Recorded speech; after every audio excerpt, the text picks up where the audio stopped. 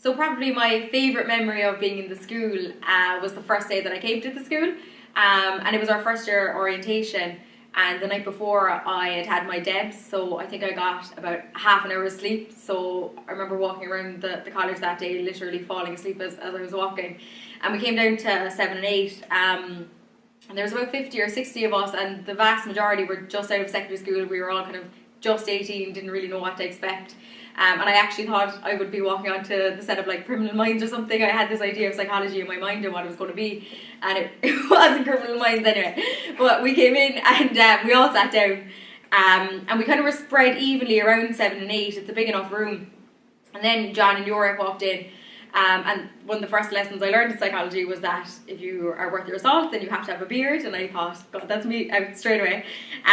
So they came in, and we were, as I said, we were spread kind of evenly around the classroom. And then Yorick kind of signalled to one half of the room, I think it was the left-hand side of the room, for everybody to stand up and move over and join everybody else on the right-hand side of the room.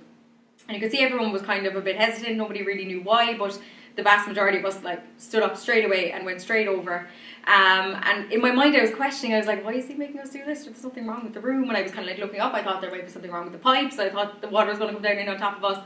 And at the time I really wanted to be like, no, like why do we need to do this, and question him, but you know, I was young and naive.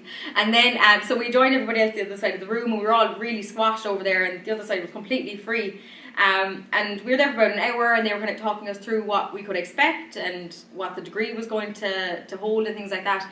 And then when they finished, Yorick just suddenly kind of informed us that there was nothing wrong with the left-hand side of the room, and that he was running his very own social experiment on obedience, and that we were a really obedient class, and that we would have a lot of fun over the next 3 years together. And I remember being really frustrated with myself, like kind of saying to myself, God, why didn't you be that one person that would say, no, I don't want to move? And kind of definitely for the few weeks after that, I was really questioning everybody, like questioning everything that everybody said, and I was kind of walking around and thinking that everything was a social experiment when it wasn't. And it probably does say something for my obedience as well, that for the rest of the degree, and this is true, for the rest of the degree, every time I walked into 7 and 8 for a lecture, I automatically went to that right hand side of the room and sat there. So probably not a good reflection on me and my obedience, but yeah, that was a good day.